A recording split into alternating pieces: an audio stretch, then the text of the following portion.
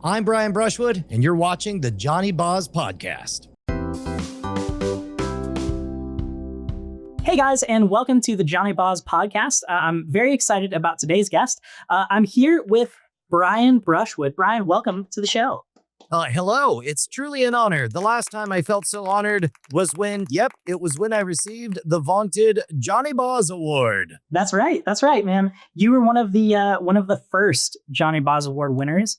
A lot of people are saying it's more valuable than the Oscars. Those aren't my words. It's just, people on the internet. And you know what? The only people who think that the Oscars are more valuable are professional liars. They call themselves actors, but we all know what they are. They're merchants of deceit. Yeah, they make their money off of lying. And you know what? They haven't won, Brian. Johnyboz Awards. So that's right. Sounds like an unreliable narrator to me. Anyways, dude, I'm thrilled to have you here. Thanks for being willing to come on and chat with me about creativity, about your journey, about your billion podcasts and everything. So I like to kind of start each episode by talking about how I found your content, how I came to know who you are. So there I was, a 13-year-old wanting to watch YouTube videos and figure out something to do with all of my time. And then a Scam School video came up. And I was like, wait a minute, I had like a magic kit as a kid, but I haven't done it in forever. So I went into, the drawer in the kitchen. I dug out an old deck of cards that my parents had. And it was like the rest was history, Tell me, let's start here. How did Scam School come about? Where did that come from? So I guess I'll try to keep it a short journey, but essentially I had a failed TV project and I was really annoyed because I didn't have the experience to tell people no in the TV biz. So I just said yes to whatever they told me. And we got a very bland pitch reel that they passed on. And this was right around the time that YouTube had started, 2006. I thought I was late to YouTube in 2006. But I was like, well, if I was creating a TV show, what's one thing I would want in the host? I would want them to have already hosted a TV show. So I decided that screw it. I got a lot of time, a busy schedule, on the road. I've got a charismatic stage manager. So I took a couple of 320 by 240, or maybe it was 640 by 480, very, very tiny cameras.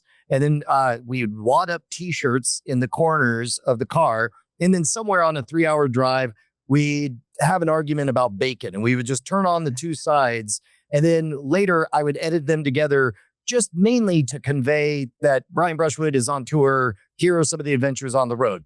The actual content itself it didn't melt any faces, but along the way, my favorite episodes were a couple of them where I was teaching somebody some of the tricks from the little booklet that I would sell after my stage show called Cheats, Cons, Swindles, and Tricks, 57 Ways to Scam a Free Drink. And so those in isolation, I thought were pretty cool. And then around this time, there was a network called Tech TV, and all of the fine folks at Tech TV got fired when it got bought by G4, and they started a network called Revision 3, and it was a tech network. But then I had a sense of kind of the overlap between tech and magic, and so I pitched it as the only show dedicated to social engineering at the bar and on the street. And as an example, I gave them those clips from those Brian Brushwood on the Road episodes, and out of that, to be honest, I never thought Scam School was going to be anything other than a stepping stone to some kind of TV project. And I guess it was, but really the Scam School was the big prize. Yeah. That's awesome, man. It's cool to hear that, like how you started that, because, I graduated from film school and my biggest hurdle was every job in film or video says, hey, you should have, 1 or 2 years of experience doing a job in film or video. And so it seems like you kind of ran into that same hurdle where you had to make your own experience, right? It's kind of like you made your own job for yourself, which is pretty inspiring. There really is. And I don't know if you give a lot of advice on this podcast, but that is, if there's one bit of wisdom I could say now that I'm on, the back half of my years, is there's a secret language among adults. If you are young, words will not be respected by your elders. And yes, that's terribly unfair because probably you do have magic inside of you and probably you are the right one to punch the world right in its stupid face. However, you must speak a secret language that adults have a cheat code for because we're old. We've done a lot of stuff. We don't have to explain why we're right. We get to point to things.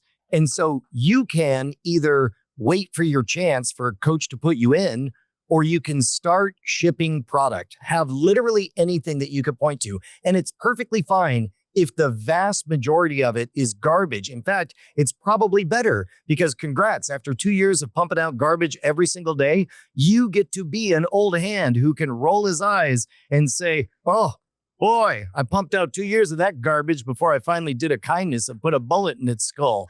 That is the kind of talk that adults, old people love. So get started on that vocabulary. Speak the secret language of actions instead of words.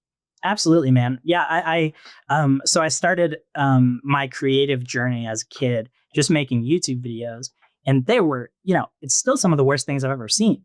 But that's because that's where you start. You start making garbage, and eventually, with enough repetition, that garbage can, you find the little kernel in there, and it can kind of grow from there, and you get better over time. Which I think a lot of people don't understand at first. They just think, okay, I got the camera. I created the accounts. Why don't I have 1 million followers? Yeah. Well, guess what? In general, we think a butterfly is a beautiful creature. You know what butterfly 0.001 beta looked like? Look at that DNA. That code is garbage. It barely self-replicated. Right. Absolutely. Yeah.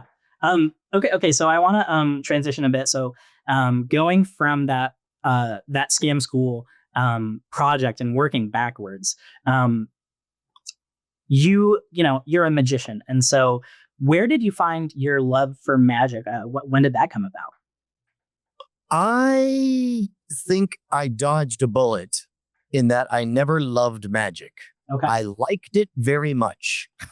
Sure. I think that is the healthiest relationship to have with magic, because part of the reason for the appeal of magic is, and this is kind of a wonderful thing, as usually a young man hits puberty, you want very much to plug into social circles, but it's difficult because some of us are not jocks or playing sports or naturally gifted orators. Some of us need a cheat code, and then we discover magic at around the age of 13 or 14, right?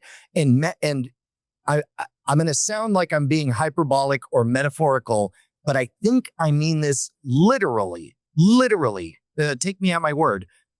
Magic tricks that you purchase at the store are literal magic spells. And let me say that again. They're literal magic spells because you get the reagents, you carry them upon you, at which point you remove them and set them up in the preparation. Then you recite the incantation in the form of the patter, and then you get a literal +1 to charisma for the next 2 to 5 hours.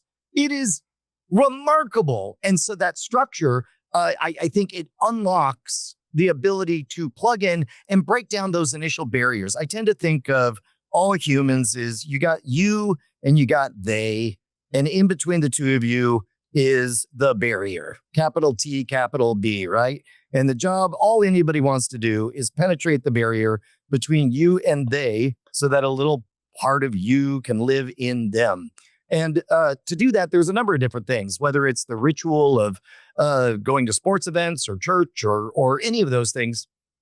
And I think that magic is an excellent self-contained thing. It allows you to take the bandwidth of, let's say, being alone all weekend long, right? You can practice that move so that when you're in a social situation, you can reveal a gift that implies a shadow, a glamorous shadow behind you. And all of a sudden you get to be, capital I, interesting to other humans. And there's something about the simple structure of that and the fact that it's so approachable that literally a 7-year-old could do it, that I always found wonderful and attracted me to it. And the moment I have it, I didn't fall in love with magic and just want to stay in magic. The moment I realized the knock-on benefits of everything from critical thinking to learning how to speak extemporaneously with other people. There were so many gifts inside of there that all I wanted to do is be Prometheus and share it with other people. Yeah, absolutely. No, you're totally right. I was at a party a few weeks ago, and a deck of cards was there, and I didn't know very many people at this party. It was my coworkers' like apartment warming thing, and so I was kind of nervous. Like I don't really know who to talk to or whatever. And then I just like started showing her a magic trick. Then two other people saw it, and they came around, and suddenly we're all laughing and talking, and it sort of, like you said, breaks down that barrier. It's incredible how it is that magic is something outside of like the social norm, and where it's easy to jump in and be interested by it. Well, and more importantly, in an age where right now, I suspect we are peak siloed. I think that during the pandemic, of course, we were physically separated from each other. But during that time, we taught ourselves to live literally in our bubbles physically, but also ideologically. And think about it, even now we're Zooming and it's good to hang out with each other on Zoom. However, I'm only mostly sure you're the human Johnyboz work. And I am bullish if I'm buying stock in two things in an age of AI is in-person events and a shared reality. That is going to be, or in the case of doing magic for people, you get to experience a shared unreality. But whatever it is there's no doubt it's what cannot be faked. You and me are in this room together, and by God, that is the seven of spades. And we did not expect that. That genuine flood of surprise is now written permanently in the brain chemicals of their mind, and that is the real estate that matters. Yeah, absolutely. And forgive me if you've already kind of said this, but so you said, you didn't love magic. You liked it a lot. What was it that you loved in kind of those formative years when you were, those ages where you have to decide, okay, what do I want to do? Or at least you're asked the question, what do I want to do when I grow up? Yeah. Well, you mean what did I love instead of magic? Yeah. Ooh, that's interesting. I loved connecting with other people, and I knew magic was one of many ways to do that, and it was a very good way to do it. Other ways could be, for a while I was doing 3D modeling and animation, trying to be in the video games business because I loved video games. I loved exploring worlds, but all things being equal, I would rather it be a shared world with other humans. And I loved building computers through college and sort of street racing them basically with benchmark tests with my friends. Yeah. And mainly that was just a shared cultural thing to bring us together. And there came this moment when I had to kind of evaluate my natural gifts on whether or not I wanted to pursue computery stuff or try my hand at magic. And if you have heard the story, you know that in May of 1999, that was an amazing summer. 3 movies came out: American Beauty, The Matrix, and Fight Club. All 3 are the same movie. Quit your day job. Go. Find out what you're made of. And so that's what I did in that time. And I didn't expect it to be anything but a year-long lark and a life lesson that would make me more interesting in corporate America. Instead, 2 years later, I was on the Tonight Show and it was off to the races. But that, in terms of love, I didn't care what the vehicle was. I just knew that I loved meeting lots of people, and specifically peak touring with the colleges when I'd be on the road, 100, 150 days out of the year. Loved it, man. Just a rock skipping across the ocean of America, eventually performing in every state in the continental US. It was great. That's amazing. So you can almost say it's what magic provided for you in experiences was a love, right? Yeah. And if you think about it, one of the things I also really dig about magic, I'll say I love it about magic, is that to be a good magician, you must spend a lot of time thinking about what things look like from another person's point of view. And I think that transcends within the arts. And this is true for a lot of artists, but it's critical in the case, like, for example, you could be, my wife does sculpture. She can lose herself and the sculpture could be for herself and the sculpture can exist. there is no way to fool someone without spending a lot of time thinking about what this looks like to the other party. And I think that leads to a lot of moral clarity out in the world. As we're recording this, it's a very divided political time.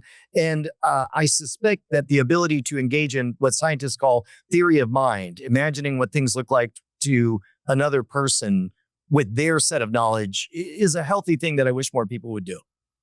Yeah, absolutely. I mean, we often, it's easy for us to stop seeing other people as people and see them as the ideas that they believe, or the political side they represent even. And magic is a nice way to connect with people.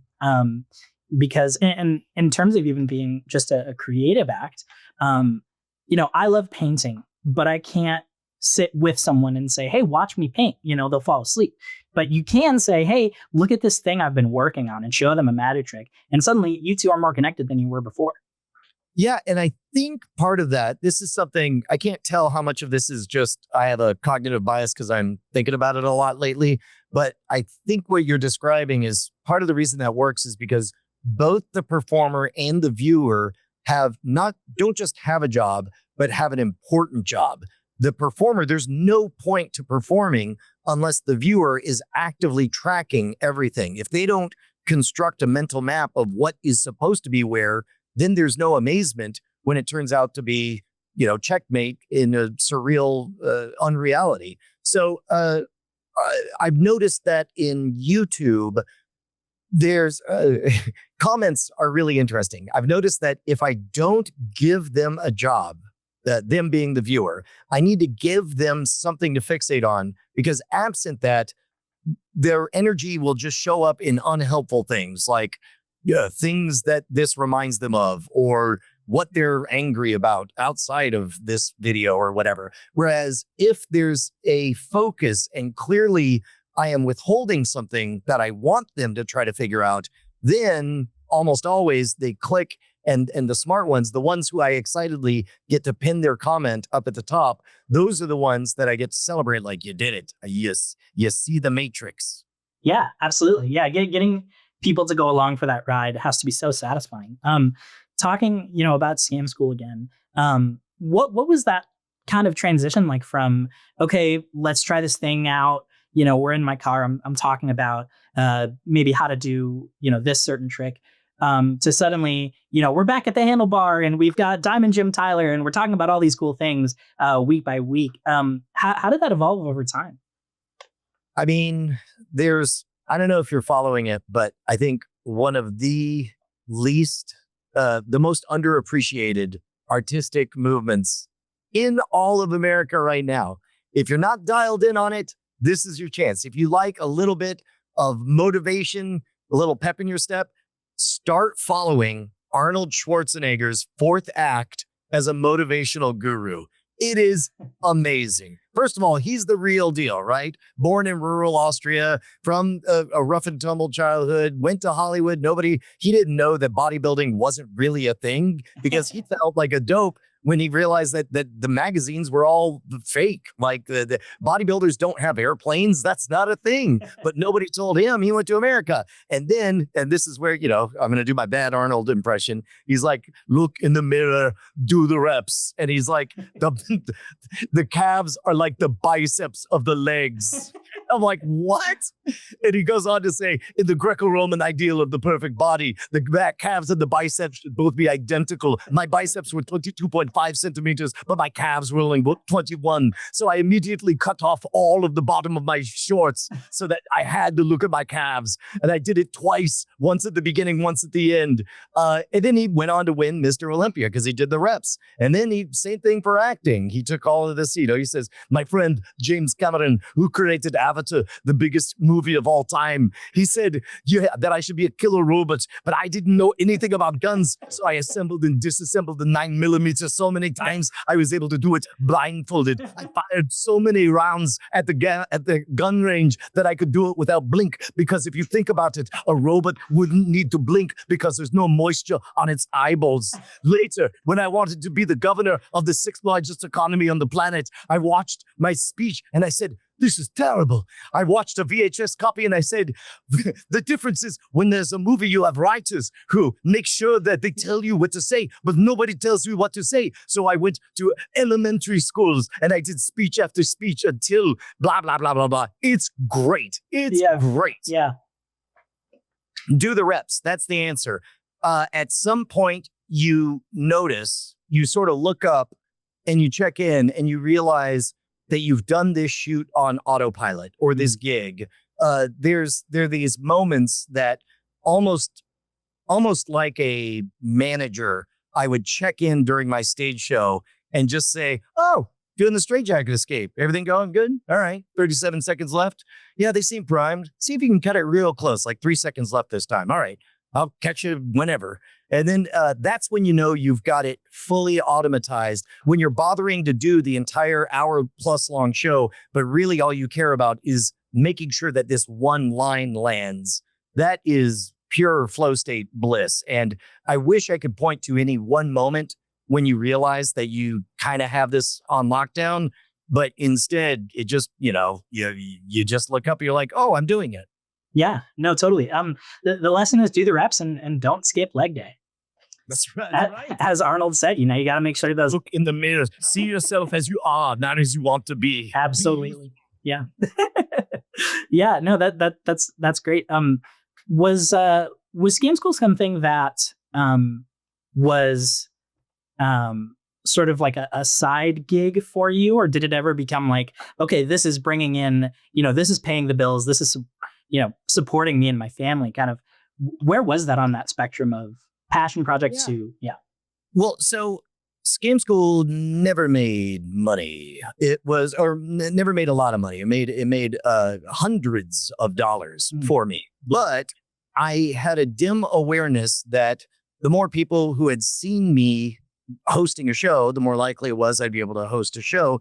And I began, over the last 5 years, I've thought an awful lot about what seems to have worked. And I've begun to think of everything in terms of three currencies: story, attention, and sales, right? Story is what you got inside of you. It's the potential of how good your thing can be. But in order to get it, to get somebody to buy it, they need to understand what it is. So there's the currency of attention. That's real estate in other people's minds. And there's different kinds of real estate. There's shallow real estate, like let's say a TikTok. And then there's deep real estate, let's say listening to the entire body of work of World's Greatest Con, right? And so if you picture a gravity well, maybe we know what 0 views look like. We know what 1 million views looks like. So if they're shallow, like TikTok fame, you just kind of dipping in and dipping out. Whereas if you have deep fame, for lack of a better word, then you get to make more interesting asks. For example,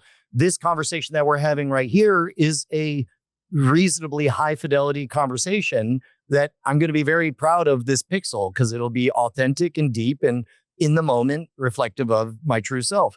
And now, what is the point of doing that?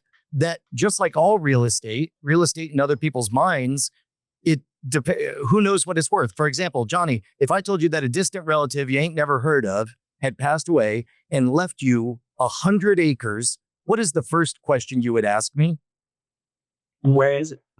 That's right, because it matters. You need to understand what kind of real estate you have in other people's minds. And to the extent that you ask anything of those people, it needs to be appropriate. So if we just met, I wouldn't say, give me $100 instead, but I might say, hey, would you mind picking a card? And even then that might be too much to ask for someone. I might need to. That's the reason with Scam School, I would start with an opener that doesn't require anybody to do anything. I would do a trick that is just a gift for you that earns just enough attention that with that real estate, I can make a little ask. I'm going to draw a flower here for harvest. So the way I think of it is 3 nouns: story, attention, sales, and 3 verbs: to gift, to harvest, and to reinvest. And so it's your job to take whatever your story is, to find a slice of it and give a gift that earns you real estate in other people's minds, their attention, and then harvest it. Don't over harvest it. Just like a plot of land or an orchard, there's a temptation to say, oh, that was great, that harvest. we should just do that all the time. And you see some people doing that. You see them get a little spike of internet fame, and then they over harvest it. And then they're just known because every harvest becomes part of your story. But the wise ones, they reinvest all of that goodwill into telling an even bigger, more interesting story in an ongoing basis forever and ever and ever. It's a virtuous cycle is what they call it in economics. And if you try to go backwards, it becomes a vicious cycle. So some people are like, hey, man, I got a great story. Let me go over long and tax you so that I can get it all out. And you're in going backwards in the circle, you're left depleted. They don't want to hear it anymore. And if you have a business and all you wanted to do is do more of it, then you buy billboards and you force the name of your business down their throat and nobody wants it. And same thing, if you're famous for something you don't want to be famous for, you might try to correct the record, but that's going backwards on the circle as well. And instead, what you should be doing is rolling forward and gifting and harvesting in a virtuous circle. Man, that's fascinating. I'm going to watch this back and study that circle. But it is, I've seen it before a ton where, someone's TikTok goes viral and they're like, hey guys, check out my Patreon. And then everyone's like, well, what do you do? Or like, who are you? And they try to go from 1 to 100. And even like, I see a billboard for Dunkin' Donuts, I'm not going to, it's basically just yelling at you saying, get the new Coolata right now. And it's like, hold on, what if I don't even want one, And so I feel like a huge component of this that I am taking away from what you're saying is you have to offer something. You can't just be demanding or asking for something. Well, and what's funny is there are times that the right thing to do is to ask. For example, studies show Dennis Regan of Cornell University back, 70s, 80s, did this fake art appreciation study where they had people rate art. One was a real volunteer. The other one was a faker. And then midway through the day, they took a break. When they came back, there was an A-B condition. In one condition, they just went back to work. But in the other one, he showed up with 2 Cokes and said, hey, I grabbed myself a Coke, got one for you as well. And then they get back to work. And at the end, both of them, they had a neutral ask. Hey, my kid's doing this charity raffle thing. You might win a Corvette. It's all for charity. The more the better. It's $1 per ticket. And for the ones under the reciprocation condition, they bought, I believe it was 3 times as many. And studies show even in the surveys, even if they actively disliked Mr. Fake Tester, they still bought 3 times as much. That need to reciprocate at some point when we receive enough of value, we desperately as humans want to balance the scale. And for example, this podcast, I'm still saying thank you for the kindness of you giving me that Johnyboz award that clearly took time, energy, and effort all those years ago. And as a result, you have real estate in my mind. So this is a blast to do, to spend this time. Whereas had you not done that, I maybe wouldn't have the time to make this happen. And so, especially for anybody who wants to make it as an independent creator of any stripe, there is a time where the kindest thing you could do is allow people a chance to balance the scales. But like, for example, that Dunkin' Donuts thing, let's say somebody in the car had just said, man, I would kill for what was it called? A chocolate. Yeah, Coolata. Imagine if that happened and you turned the corner and you saw that billboard. Then it wouldn't be a harvest. It would be a gift and you'd be thankful for it. However, the odds of that are vanishingly small. In general, it's just a barking dog. Right. Absolutely. In a lot of your work, you touch on sort of the way our brains work and what, like you said, what someone else might be thinking. How much does thinking of the viewer or consumer and where their head's at and how to get them interested, how much has that sort of shaped your trajectory?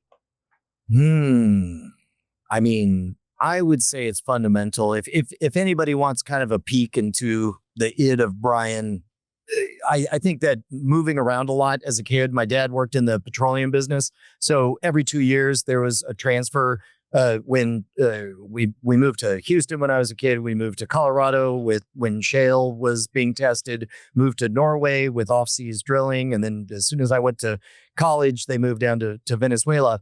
And I think there was something about that rhythm of every other year, a reset. Sometimes growing up, I was a cool kid. Other times I was a lone weirdo, but there was always kind of this reset. And I think it's not an accident that I gravitated towards the lifestyle of a touring professional where no matter how good or bad a show did, I was in another state the next day and there was a reset and it was time to play the game again. There's kind of, some people think of it as a nightmare, but I find a little bit of joy in the Groundhog Day-like existence where every morning you get to wake up and think, maybe this time I'll get a perfect score. And then you learn something new every single day. Yeah, totally. I mean, yeah, it's like finding joy in the process of that repetition. I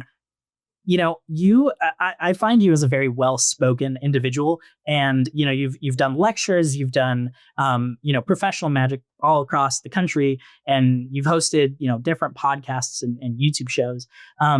Was like speaking in front of a camera or people, was that something you found that kind of came naturally to you, or was that? Absolutely not. Yeah. Absolutely not. No, as a matter of fact, that's the biggest reason I gravitated towards magic is because there was a core structure that was familiar and made sense to me. And again, if it didn't work this time, I could perfect it the next time. And with some magicians, you kind of pick up on a little bit of inauthenticity on them because they are so into the process that they wedge in lines that are practiced or they forget to be present. That was something that first you have to get the routines down. Then you can relax and be playful, chase a thread, a little one-liner here or there. And then when the big lesson of Scam School was to trust the edit. There were times that I thought, well, this is an absolute disaster. This trick took way too long. It didn't work or whatever. But after the edit, it ended up like a 4-minute episode. And you're like, oh, that's cute. And by removing all of the cruft, all of the boring parts, or if something is disappointing, adding an on-screen element to make it a funny joke or whatever, it was always salvageable. But the folks that I was really impressed with were the folks who could go on the air on the radio or the podcaster. I'd listen to Leo Laporte and I'd be like, my God, he can just go talking into a microphone.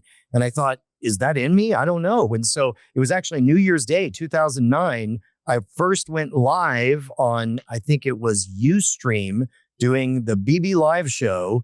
And at first, I assumed people only know me for magic, so we'll talk about magic.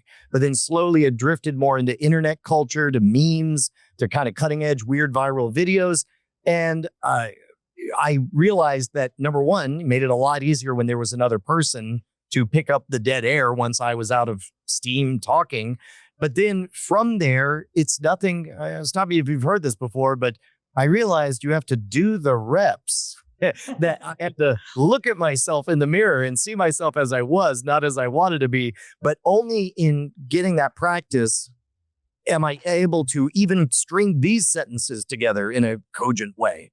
Absolutely. And I feel like it's even a skill to be able to look at yourself in an honest way, because it's so easy to try one thing for the first time. Let's say I want to go perform stand-up. So I go on stage, I absolutely bomb, and I throw in the towel and I say, why didn't it work? Like, woe is me. But it takes that extra step to once you've licked your wounds, you say, okay, well, why didn't this work? Because as much as I wanted it to work, I still do want it to work eventually. So then you're able to tell yourself, well, this takes time. I haven't put in the reps. My calves are tiny. I need to start squatting, Well, and it's tough too, because humans are very, very good at hiding stuff from ourselves. For example, there's a move in magic called the pass, where you make a bunch of cards trade places, and it's hard to do under pressure and quickly. And you'll notice that amateurs, when they're learning it, they'll tend to blink. They'll scrunch their whole face up while they do it. And that's literally because they don't want to see themselves doing the move. But instead, and this is the problem with practicing in front of a mirror, is your eyes can jump away. Whereas the better thing to do is to practice for the camera and totally divorce yourself. In the moment, you are talent doing your best. Then time delay later, you become the editor version of you. And the editor version of you needs to be cruel and see yourself as you are. If you have a terrible up angle shot and it makes you look like you have a triple chin, editor you needs to notice that and pass that message along the next time real you is in front of a camera.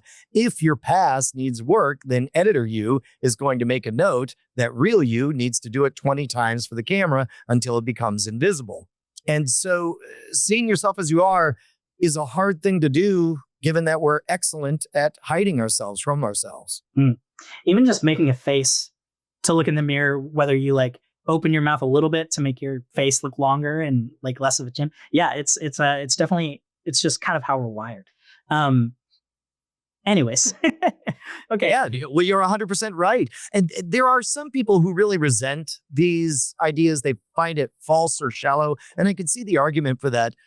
There's another way of thinking of it, though, is to consider that I personally don't perceive that there's a little tiny man upstairs running everything in my head. I perceive or try to remember that I am my body. And that means kinesthetic awareness, a situational body posture, however much adrenaline in my body, that's going to affect. I used to get really bummed when my hands would tremble before doing a card trick until I found out that that's quite simply a known side effect of getting a rush of adrenaline.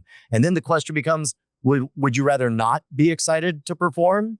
Instead, how can you work around it? And so you learn compensatory mechanisms like cool off periods or doing a trick that doesn't use your hands, because another thing you find out, adrenaline can't last more than 3-4 minutes. And eventually that trembling is going to go away. And then you could do the real work.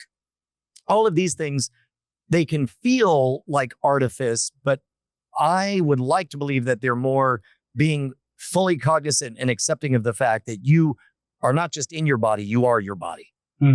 Yeah, no, absolutely. And I think kind of coming to terms with the reality of that can only help you in the long run.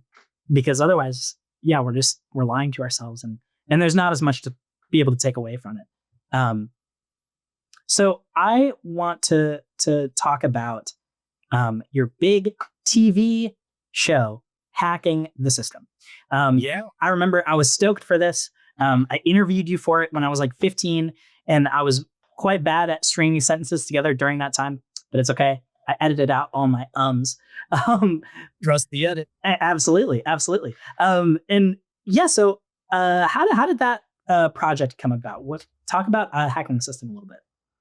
So Scam School came about because of a failed TV project, and it was kind of a parking place for me to train up and get good is how I thought of it.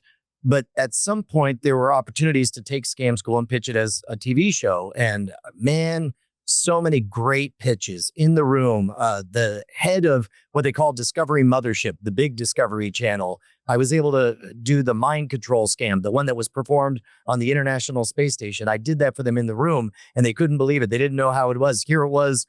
I didn't even have any objects. Just I waited until something came up that was tangential, and I was able to perform that trick. At Comedy Central, I did the bang your head one to one of their interns. The dude's beating himself senseless on there. Crushed it. All of these pilots, these pitches for Scam School, and there was maybe 15, 20 of them, they all failed. But I listened.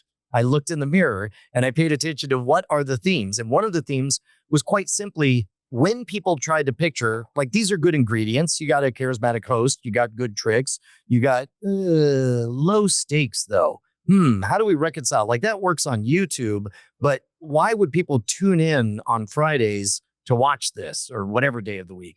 And so they wanted bigger stakes. And so at first it was like, well, what if instead of a beer, it was for $1 million or whatever? But ultimately, television is a medium that exists in the visual arts, which means you can't just say $1 million. There needs to be visual things to all these.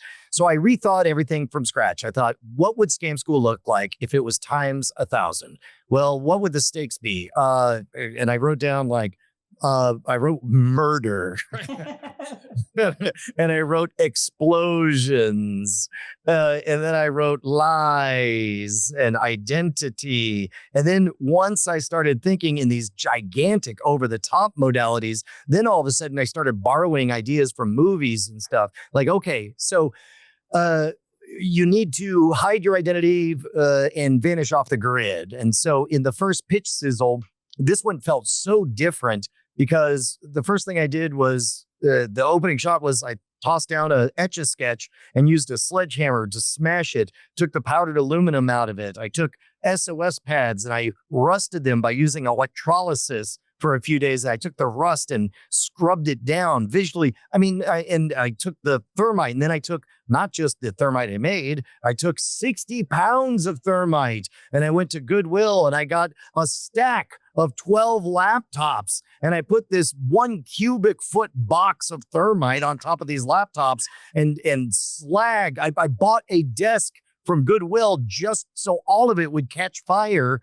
But by God, that pitch reel made an impression. It did more talking in the first 30 seconds than everything I've said so far. It's like you don't have to explain what it's gonna be like when you're speaking the secret language of actions. Like I'm 10 seconds in and I'm watching a cascade, a waterfall of molten slag. Whatever this is, I'm in because they've done the hard work. And then that was enough. Even then, that wasn't enough because the pitch was good. But then I thought to myself, what is it going to be like in the room? They're at a convention hearing pitch after pitch after pitch. What do the pitches look like? I assume they're all done in Word. They're all printed off stuff. They're all spiral bound. They all look the same. So I went to Kinko's, but actually first I had my wife who was pregnant with our third daughter, Calliope. I had her stand up way up high on this bar stool while I was getting in and out of the same car again and again. And I had her snap photos of me so that it looked like a telephoto shot of a surveillance thing as I scowled and looked left and right. And then I went to Kinko's and I said, print these as actual photos. They printed them as actual photos. Then I went to a rubber stamp place and I had rubber stamps that say classified, secret knowledge, had the Brian Brushwood logo made, assembled them, and then had dossiers. They look like Cold War dossiers.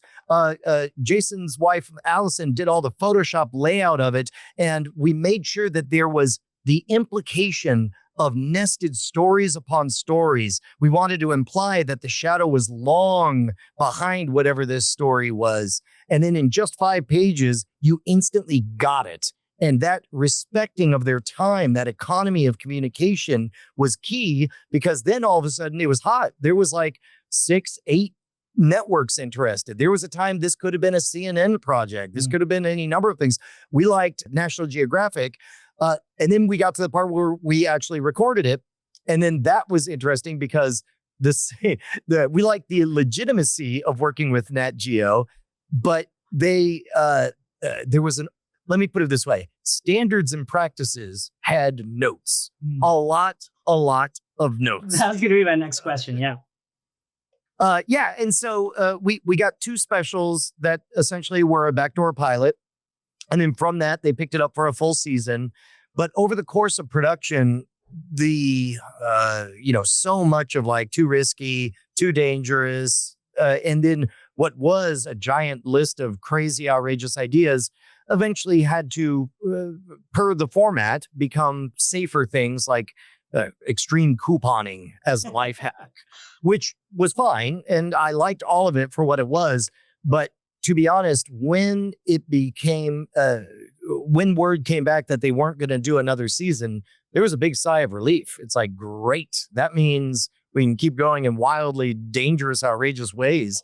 And so I for about a year, the Modern Rogue existed. In 2012, when I created Scam Stuff, because remember we talked about the 3 currencies: story, attention, and sales.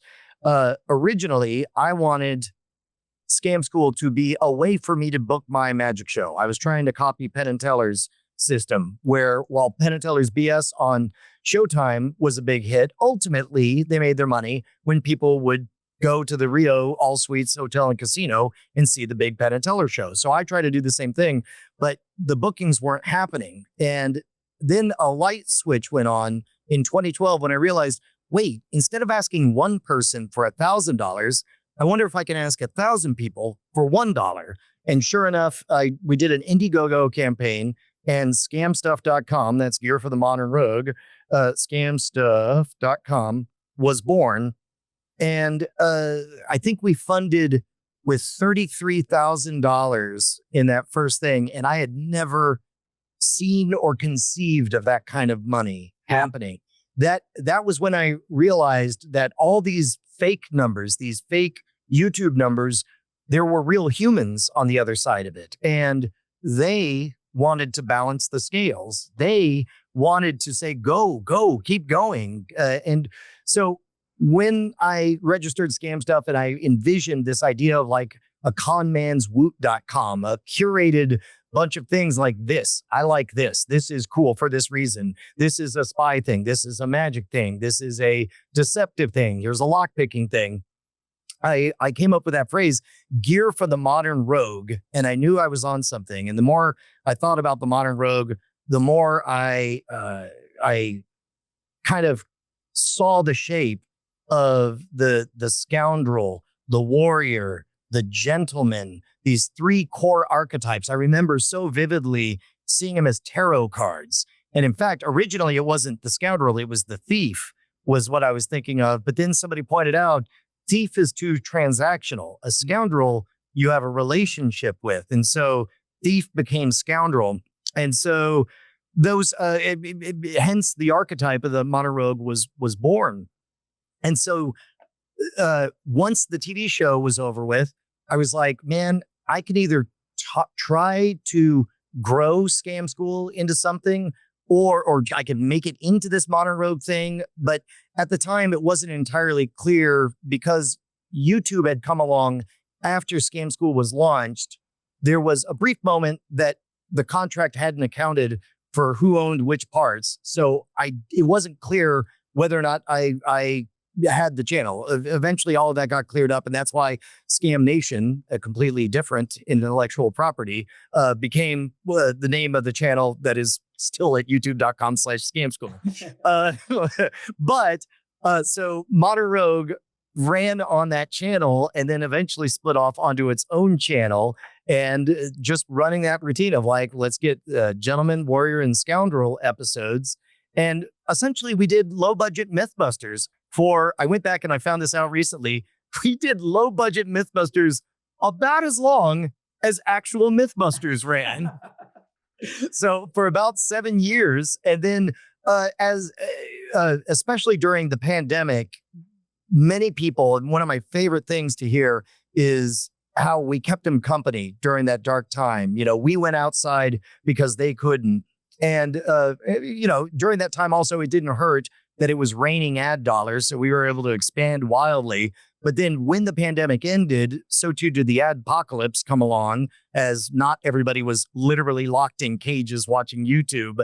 And so when that dopamine runs out, there comes this time that you've got to figure out the next evolution. There's another adolescence. And so from 2022 to really this past year has been kind of a rethinking of things. Because if we're thinking in terms of 3 acts, you got the Scam School was me playing the scoundrel. We just went to war like, oh, our show's canceled. What if it wasn't? Gather around, troops. Let's go. Explosions, car wrecks, the whole 9 yards.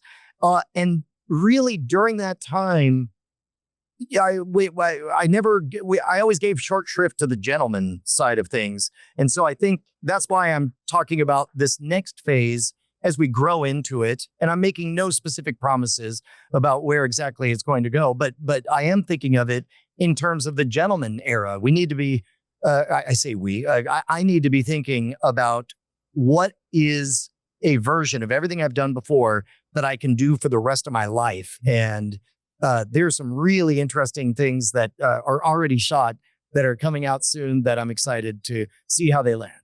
Amazing. Well, I, for one, as a big fan of the Monobrogue, am super stoked. There are so many things. I mean, I feel like we've only scratched the surface, but we're getting close to the end. So there's a few things I wanted to touch on here. Like you said, you did the Monobrogue for a long time, and it's still going. And before that, you did Scam School for a long time. All of these are constantly coming up with new ideas. And as a creative person myself, one of the things I often struggle most with is coming up with an idea of, okay, I have all this creative energy. I know I like to be funny. I know I like to make art, but what do I do? How do I put that into something? Could you talk a little bit about, your process with coming up with new ideas? Oh, usually it's, it depends. There are some times that I'll notice something structural that I'll find strange. For example, if anybody's watching the video version of this, we're recording this video podcast over Zoom. And as I'm talking, you can see the telestrator. I'm drawing doodles at all times. That came out of noticing that there's a structural thing about Zoom in that it's very difficult to clearly indicate that you are paying attention. Now, if we were in person, everything from body posture to eye contact to number of times that I glance away, all these things would do it fairly automatically. But Zoom is a fairly low fidelity modality. And most people, I often think, what is nobody doing and why? And in this case, it's like nobody is drawing pictures during the show. Why? Because it's a pain in the butt and it's work. And most people don't have the technical know-how. And it's like, great. Well, then what can I do that other people don't? And then you run it through the filter of like, well, why? To what benefit do you do that? And in this case, it's like, so it's absolutely unambiguous that I'm paying full attention.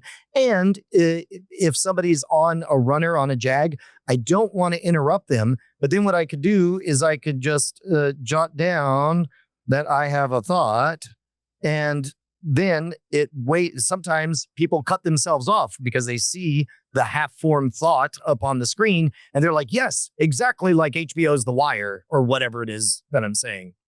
Do you think that, like, because one of those things about coming up with a new idea or staying creative is that you can't force it. You can't sit down and say, okay, what's my great movie going to be if you want to write a screenplay? Oftentimes those things come to you in the shower or when you just woke up from a nap or you're on a walk or whatever. Have you found that over time you've been able to kind of tune into that frequency, maybe faster or easier? I'm going to push back on your initial statement that you can't force it. I'm here to say you can force it. I pay a lot of attention to what Dan Harmon says about writing. Dan Harmon, co-creator of Rick and Morty, did a whole creator of Community showrunner. He points to, what's his name? Woody Allen, who says there is no such thing as writer's block. There's nothing physically stopping your hand from writing. All there is the editor that stops you from even putting it out. And once you, again, disambiguate the present tense creator from the after the fact editor, then incredible things are possible. I did not think I could write a book. And then I wrote The Professional's Guide to Fire Eating. And the secret of doing that, are you listening? This actually works. Turn off the monitor. And I'm dead serious. Literally turn off the monitor. That's what I did. I turned off the monitor and I just started typing. And it takes a few paragraphs to throw clear and you say something wrong. And when you have no backspace, it forces you to just hit enter a few times and write it again, clean. And it comes out. And yes, it's garbage. Yes, it's terrible. But you know what it is? You're doing what Stephen Pressfield called covering the canvas. Your job is to get to the words "the end," and how bad it is makes no difference whatsoever. And you can see that exact same process happening when you get an LLM to draw a picture of a thing. It quite literally, down at the very bottom of its generator, it's just rolling dice. Give me something. And then let me essentially, I'm vastly oversimplifying, but it's like, okay, when you generate an image, you'll notice it just gives some blurry mush, but then the refined version is a little bit closer to a thing. So if you say a 4-panel comic, it'll just give you mush. and then it'll kind of resolve into roughly 4 hot spots. And then from there, it eventually emerges as this fully formed thing. That's exactly how your work can go. Because again, the reason robots are doing this, all they're doing is modeling what humans do. You throw stuff at the wall. You cover the canvas, as Pressfield says. Then you refine until it's right. And once you have something you're working with, almost always it's clear what's wrong with it. And it's just calories. Do the reps, burn the calories, keep doing it until the deadline hits. That's it. Or until it's clear that there's nothing left to carve. Absolutely. Yeah. I had one of my great friends, Jason. I was talking with him and I was lamenting about, I don't know what to make. I feel like my next idea, if I make another YouTube video, because I haven't made a video in a year, it has to be the greatest thing ever. And he told me something that I'll never forget. He just said, like, ideas aren't precious. And that to me was really powerful because it's similar to that idea of just go, because whether it sucks or not is irrelevant. You just need to make it. And then you can look back and say, okay, here's what I'll take and here's what I'll leave, and refine, going forwards. Yeah, I believe it's a Buddhist exercise where you try to remember into the future. You remember what you did next after your present tense thing. Like, likewise, what I did when I first started part of the reason I wanted to perform on the street and busk and pass the hat was because everybody I respected, Harry Anderson, Penn and Teller, all of the greats, they did street performing at some point. So I assumed there must be lessons in there, doing the reps. And this was all gut instinct before I had read any of the books that advise similar things. And so when I had the venue that I was at was a place called the Electric Lounge. And there was a large ensemble group of musicians who would take their break. Nobody was there to see me. So I had to win the audience over. And it was hard for me to eventually learn how to begin with a gift and seduce their attention, eventually win them over enough that they would give me $5 when it passed the hat. But part of the journey to get there was having imaginary conversations with my heroes, or imagining folks like Todd Robbins, the incredible sideshow performer, stepping up on that stage. And I pictured how he would command the room, what he would and would not tolerate. And then I thought, what kind of stance is he in? How confident is it? Is he asking or is he telling? And depending on the situation of the routine, I could picture it going either way. And then you try on those outfits for yourself. And some of them are going to be ill-fitting suits, but others of them, you're going to discover that there was something in you the entire time. And then those are the ones you'll keep. Absolutely.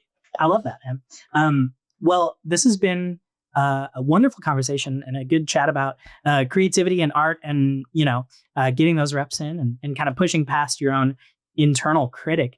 So to kind of close things out, this is maybe more of a direct thing to say, because I think we've touched on it a lot, but what advice would you give to someone out there who's saying, I'm a really creative person.